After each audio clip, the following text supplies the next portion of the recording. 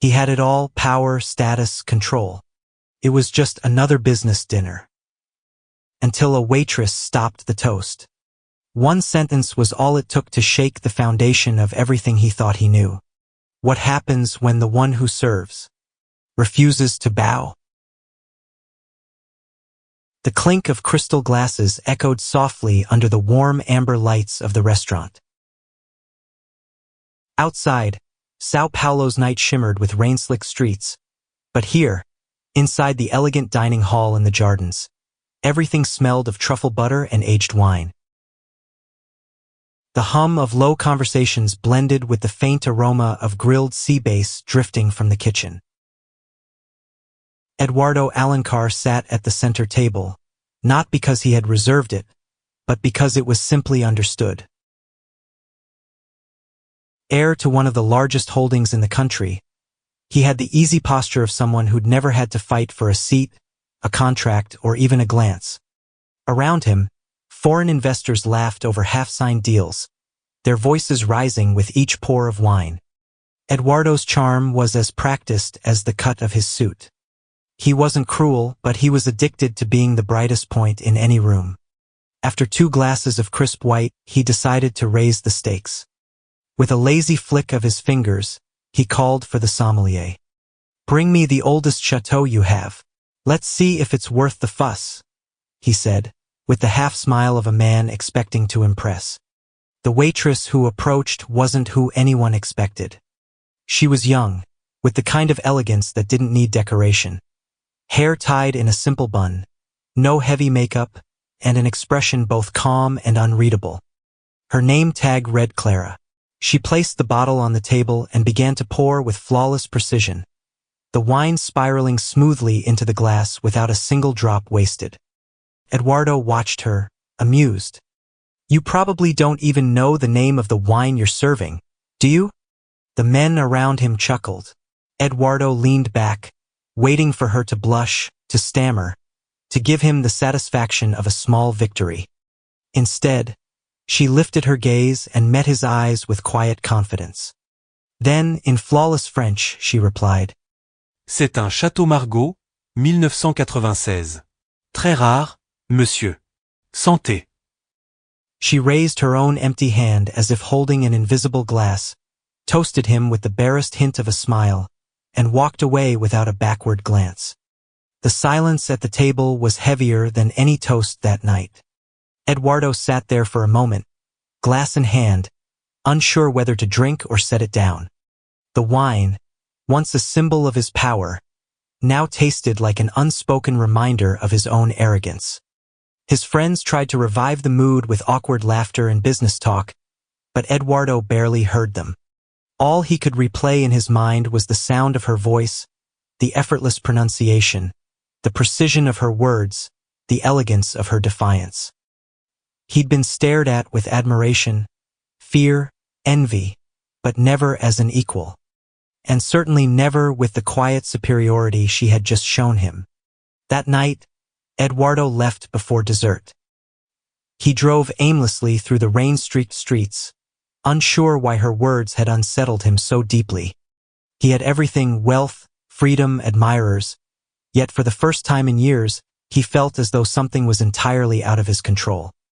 He didn't know it yet, but that single toast had shifted the ground beneath him. And from that moment on, nothing, not the wine, not the contracts, not even his own certainty, would taste the same again.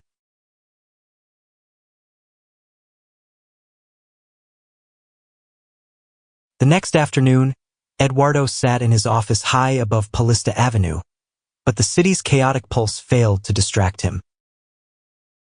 Contracts waited on his desk, and his phone lit up with reminders. Yet all he could think of was the curve of Clara's voice as she pronounced Château Margaux. By evening, he gave in to the pull. He didn't tell himself he was going back for her, at least not out loud. He framed it as lunch with a client and called the restaurant. When he arrived, it was quieter than the night before. Soft daylight filtered through the tall windows, pooling onto the polished tables. The scent of baked bread and fresh basil replaced the evening's truffle perfume. Clara was there. No bun this time. Her hair fell loosely over her shoulders, catching the light like dark silk. She carried a tray of steaming espresso cups, her movements as precise as the night before. Eduardo felt a flicker of something he didn't recognize in himself. Hesitation. He ordered a simple pasta and a glass of water. When she approached, he said nothing about last night's exchange, though he saw in her eyes the faint recognition, and perhaps amusement, that he had returned. "Enjoy your meal," she said in Portuguese, tone polite but neutral. No French, no challenge. Just a waitress doing her job. Eduardo left before dessert again, but that night he came back. This time, the dinner crowd was in full swing, and Clara moved among them with the same unshakable poise. He didn't speak to her. He simply observed. From her point of view, Eduardo was just another well-dressed man who thought the world bent around him. She'd seen dozens like him, different faces, same posture. But the truth was, she had noticed him. Not for his wealth or his looks, but for the way he had stayed silent after her toast the night before. Men like him usually fought back when humbled. He hadn't. That, in her experience, was rare. Clara didn't have the luxury of distraction. Between university classes in literature, double shifts at the restaurant, and caring for her grandmother in a modest apartment near Barafunda, her days were tightly woven. Eduardo belonged to a world of soft leather seats and last-minute flights. She lived in one of grocery lists, bus schedules, and counting coins before buying coffee. Two worlds that never touched, except here, in the soft glow of the restaurant. That week, Eduardo returned 3 more times. Never lingering, never making an obvious approach. Each time, Clara acknowledged him with the smallest nod, nothing more. It was on the 4th visit that he finally spoke again. As she set down his bill, he slid a small book across the table, The Little Prince, in Portuguese. "I thought you might like this," he said, almost cautiously. Clara's fingers rested on the cover. "I've read it," she replied. "Then you know about the aviator and the planet," Eduardo said, leaning slightly forward. "Sometimes it's not about finding a new one. It's about returning to the same one differently." She didn't answer, only tucked the book under her arm and walked away. But Eduardo noticed she hadn't left it behind. That night, Clara found the book on her nightstand, the edges worn from many readings. She didn't know yet why she hadn't refused it. Maybe curiosity, maybe the quiet sense that, for once, someone from his world wasn't trying to own hers. 3 days passed before Eduardo saw her again. The restaurant was quieter that evening, the rain outside tapping a steady rhythm against the glass. A low amber light bathed the room, softening the edges of every shadow.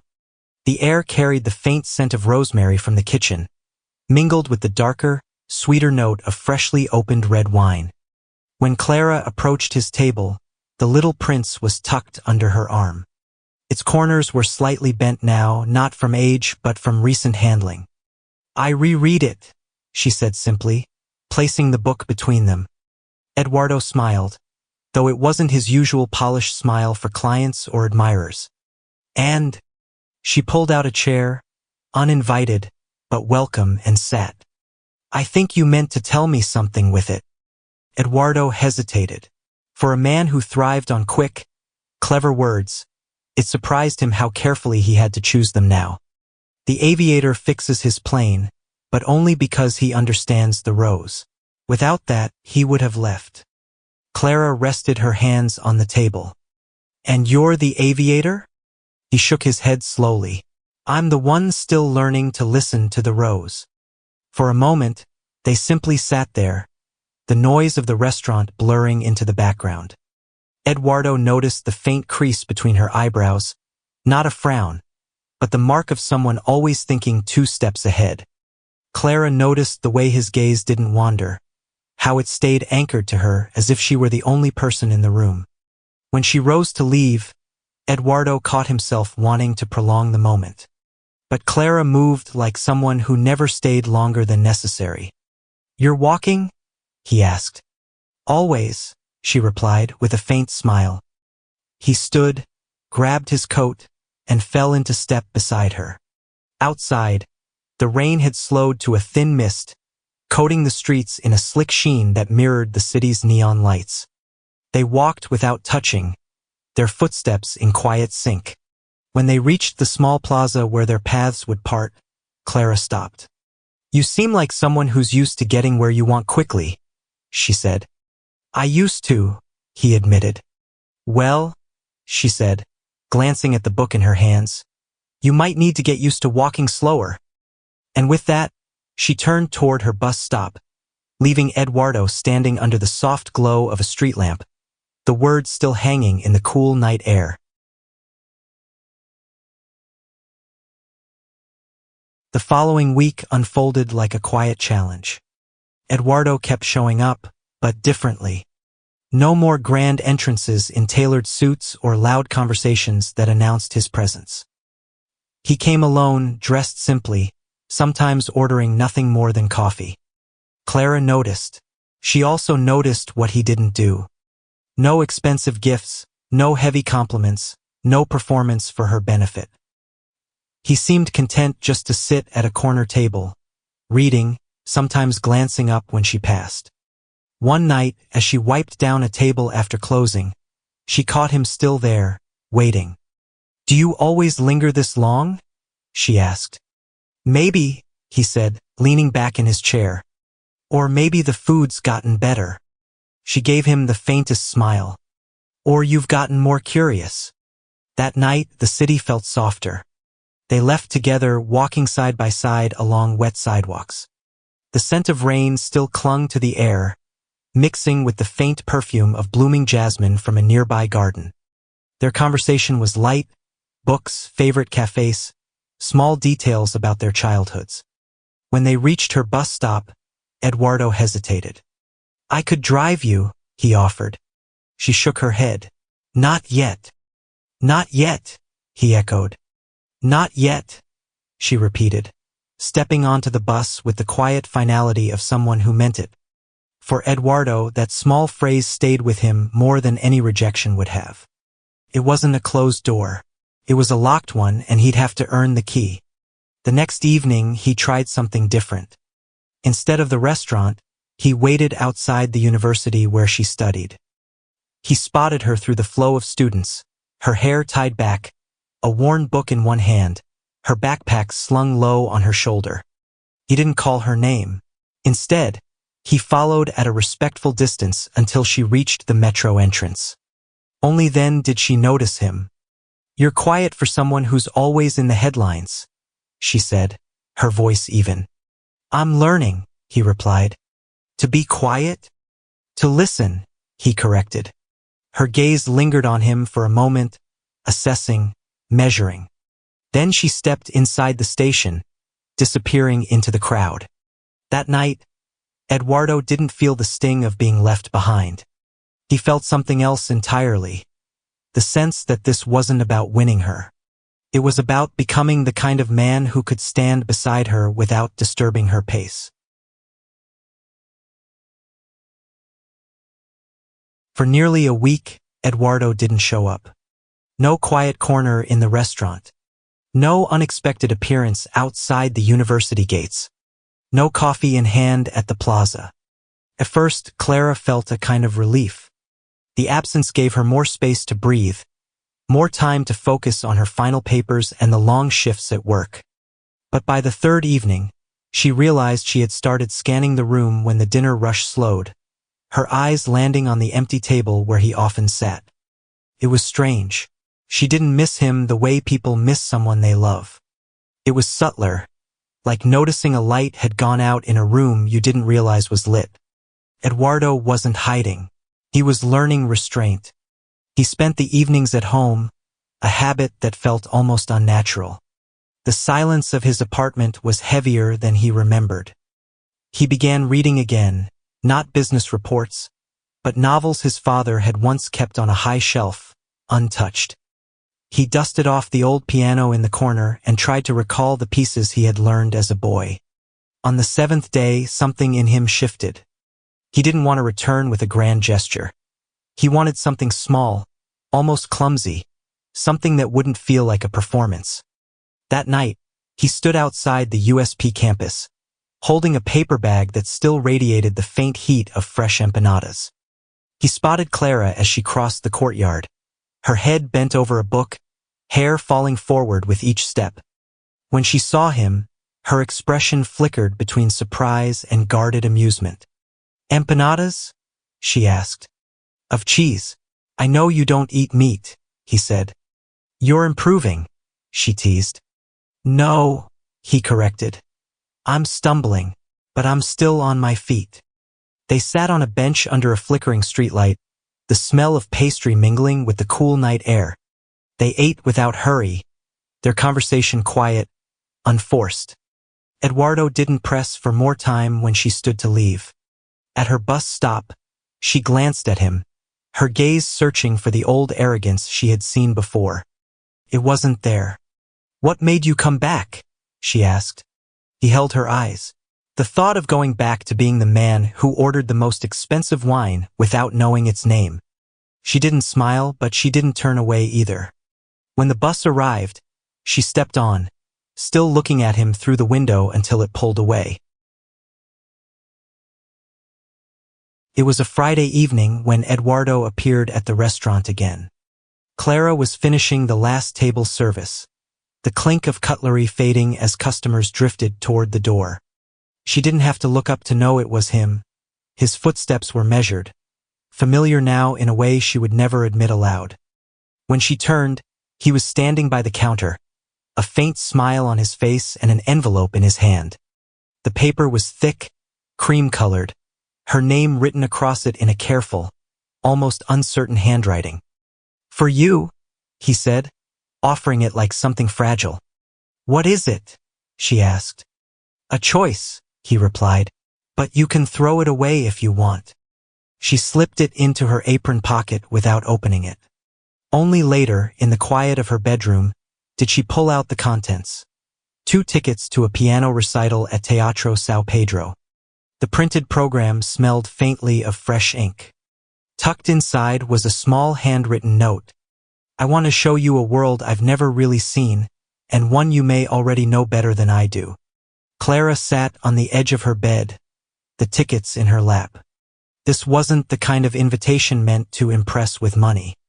If it had been, she would have thrown it away. No, this felt like something else entirely. Almost like a request for permission. The next day, she found Eduardo at his usual corner table, a book open in front of him. Without speaking, she sat across from him. "I take it that's a yes?" he asked. She didn't smile, but her eyes softened. "I guess you'll find out." Saturday night, the city air carried the cool sharpness of early autumn. Eduardo arrived in a navy shirt, sleeves rolled neatly to his forearms, the faint scent of cedar cologne following him as he stepped out of the car.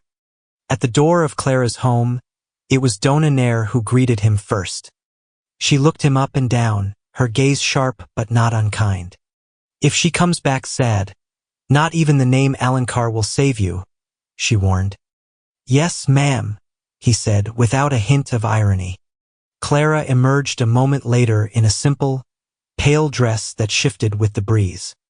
Her hair was loose, a single silver pendant at her neck. She wasn't dressed to impress, and that, somehow, was what made her stunning. The drive to the theater was quiet. Not awkward, just unhurried. Through the car windows, São Paulo's lights rolled past like stars caught in motion. Inside the theater, the hush of anticipation hung in the air. Velvet seats, warm lighting, the faint scent of polished wood from the stage. Eduardo had seen luxury before, but not like this, not in a place where silence was the currency. When the pianist began, Clara leaned forward slightly, her eyes fixed on the moving hands. Eduardo found himself watching her instead. The way her breathing slowed, the way her shoulders eased. For the first time, he realized he wasn't bringing her into his world. She was leading him into hers. When the final note faded and the applause rose around them, neither of them moved right away. Clara held the program folded in her lap. Eduardo reached over, lightly brushing his fingers against hers, a small, almost accidental touch. On the way back, they stopped at a 24-hour bakery downtown. Pão na chapa, hot chocolate, the smell of butter and coffee thick in the air. They talked about teachers who had shaped them, books they had never finished, dreams that felt too far away. At her door, they lingered. The night was cool, but the air between them was warm. "Thank you for coming," he said quietly. "Thank you for asking," she replied, her voice almost lost in the street's hush. The kiss that followed wasn't urgent. It wasn't the beginning of something, nor the end. It was a promise, unspoken, uncertain, but real. Eduardo didn't sleep much that night. Not because of nerves, but because his mind kept replaying fragments, the quiet of the theater, the scent of her hair when she leaned closer to speak, the way the city lights had caught in her eyes outside the bakery. He'd kissed before countless times. But this was different. It didn't feel like a victory. It felt like he'd been trusted with something rare, something that could vanish if he handled it carelessly. The following days, he resisted the urge to call. Clara had made it clear, even without words, that rushing was the one thing that would send her away. So he waited. When they did meet again, it was unplanned. A chance encounter in the same small plaza near the restaurant. She was sitting with a coffee, reading under the shade of a jacaranda tree. He approached quietly, as though stepping into someone else's dream. "You always read outside?" he asked. "When I can," she said, closing the book and tucking it into her bag. "It makes the world less heavy." He sat beside her. The afternoon air was warm, the faint sweetness of fallen blossoms drifting on the breeze. Their conversation meandered, a story from her childhood, a memory of his first failed attempt at cooking pasta, the difference between solitude and loneliness. When the sun dipped lower, she stood to leave. "Walk you to the bus?" he offered. She hesitated, then nodded. On the way, they passed a street vendor selling handmade bookmarks. Eduardo stopped, picking one with a pressed violet inside. Without ceremony, he handed it to her. "No reason," he said. She turned it over in her hands, the petals catching the light. "You're getting better at not trying too hard," she teased. At the bus stop, she looked at him for a moment longer than usual. "You know this isn't going to be easy, right?" "I'm not looking for easy," he replied. "What are you looking for?" "Something that lasts." The bus pulled up. She stepped on, but before the doors closed, she leaned down, kissed him lightly on the cheek, and said, "Then walk slowly." That night, Eduardo sat at his kitchen table with a half-finished glass of wine, staring out at the city.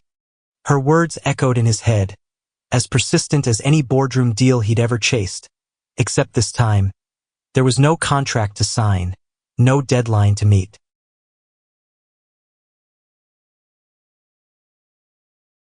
The first time Clara came to Eduardo's apartment, it wasn't for a dinner party or an occasion worth dressing up. It was on a Wednesday evening, after he'd called to say he was cooking. When she arrived, she found him in the kitchen wearing a t-shirt and an apron that looked like it had been bought the same day. There was rice on the counter, a half-cut onion on the board, and a pot bubbling in a way that didn't inspire confidence.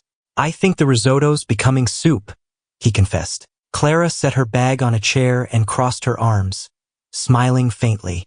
"Good thing I didn't come for the food." They ate anyway, laughing at the uneven texture, trading stories between spoonfuls. Afterward, they washed the dishes together, sleeves rolled up, hands brushing in the soapy water. It was the kind of moment that didn't need to be special to matter. Later, sitting on the couch, Eduardo turned toward her. "I want to tell you how I feel," he began. She leaned back slightly. "You can, but you should know something first. I'm not a door that opens with a push. I need a key." Then I'll find it, he said. It's not about finding it, she corrected. It's about earning it, and sometimes that takes more time than people are willing to give. Her words landed heavier than he expected. In his world, doors opened quickly, often without knocking. But Clara's world was different, guarded, deliberate, shaped by the weight of things she'd had to protect. The next morning, Eduardo didn't text her. Not because he'd lost interest, but because he realized this wasn't about showing persistence in the usual way. It was about learning when to move and when to stay still. In the days that followed, he began to notice other locks in his life, parts of himself he'd never bothered to open, old insecurities masked by charm, decisions made to impress instead of satisfy, the silent distance between him and his parents. He didn't rush to fix them. He just noticed, and that noticing felt like the first step toward a kind of change he'd never chased before. The rain had been falling since early morning, not in sheets, but in a steady, patient rhythm that blurred the city's edges. By late afternoon, the streets glistened under the dull light of street lamps, and the air smelled faintly of wet asphalt and blooming ips. Clara left the restaurant earlier than usual. The manager had offered to close without her, and for once she accepted. Instead of heading toward her bus route, she took a different turn. One bus, then a short walk, until she reached a quiet street in the Jardins. She hesitated outside the building for a moment, brushing a strand of damp hair from her face. The doorman recognized her immediately. "He's upstairs," he said with a knowing smile, pressing the elevator button for her. When Eduardo opened the door, he looked ordinary. Gray hoodie, book in hand, a mug of tea steaming on the coffee table behind him. "I didn't think I'd see you today," he said. "I decided I wanted to," she replied simply, stepping inside. The apartment was different from the first time she'd seen it. Less like a showroom, more like a place someone actually lived in. Books stacked on the dining table, a plant stretching toward the light on the balcony, a half-finished page of handwriting resting beside a pen. Eduardo walked to a small wine rack in the corner. "Tea or wine?" he asked. She tilted her head. "Wine, but you choose." He opened a bottle without rush, poured 2 glasses, and handed one to her. Clara took it, holding his gaze the way she had that first night, but softer now. "Santé, monsieur," she said with a smile. This time Eduardo laughed. "I know the name of the wine now, but I've learned that's not the point." They sat on the floor, leaning against the couch, their glasses resting between them. They talked about the kind of futures they imagined, hers involving translations and quiet mornings, his shifting toward something that felt less inherited and more earned. When she told him about the internship offer at a small publishing house, he didn't congratulate her with the usual easy charm. He just nodded, thoughtful. "You'd be perfect for that." Later, Eduardo led her to the balcony. The rain had slowed to a mist, and the city spread before them in shimmering layers of gold and silver light. "I could stay here a long time," Clara said quietly. "You could," he replied, "and I'd never ask you to hurry."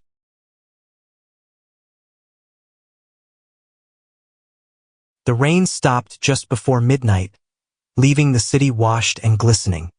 From Eduardo's balcony, the air felt cleaner, almost sharp, the smell of wet stone mixing with the faint sweetness of the night-blooming jasmine below. Inside, Clara wandered slowly through the apartment, fingertips brushing along the edges of books, her gaze catching on a photograph of a much younger Eduardo beside a grand piano. She turned toward him. "You play." "Since I was a kid," he said, almost sheepish. "But I stopped for a long time." "Why?" He gave a small shrug. "When you're used to everything being perfect, mistakes feel louder." She nodded toward the instrument in the corner. "Play something, even with mistakes." Eduardo hesitated, then crossed the room and sat on the bench. His fingers hovered over the keys for a moment before pressing down, tentative at first, then steadier as the melody took shape. The notes weren't flawless. Some wavered, some stumbled. But there was something in the way he played, not polished but open. Clara stood by the balcony door, her glass of wine cradled in both hands, watching him. It wasn't the music itself that moved her, but the fact that he was letting her hear it imperfect. When the piece ended, he looked over with a half-smile. Not perfect. Good, she said, crossing the room to sit beside him. Neither am I. They stayed like that for a while, their shoulders almost touching, the piano lid closed between them. Outside, the city carried on, traffic humming in the distance, a siren fading, the occasional burst of laughter from the street below. But in that room, there was only the quiet certainty of presence. Eduardo broke it softly. You know, I'm not trying to win you anymore. Clara tilted her head. No, I'm trying to deserve you. She studied him for a moment, the absence of performance in his eyes, the calm in his voice. Then she leaned her head onto his shoulder. And I'm starting to believe you might. They didn't seal it with another kiss. They didn't need to. The decision was already there, unspoken but mutual. To keep walking together, slowly, over shared ground. He didn't win her with promises. He learned to walk slowly, to listen, to show up without noise. She didn't need rescuing. Just someone willing to meet her where she was.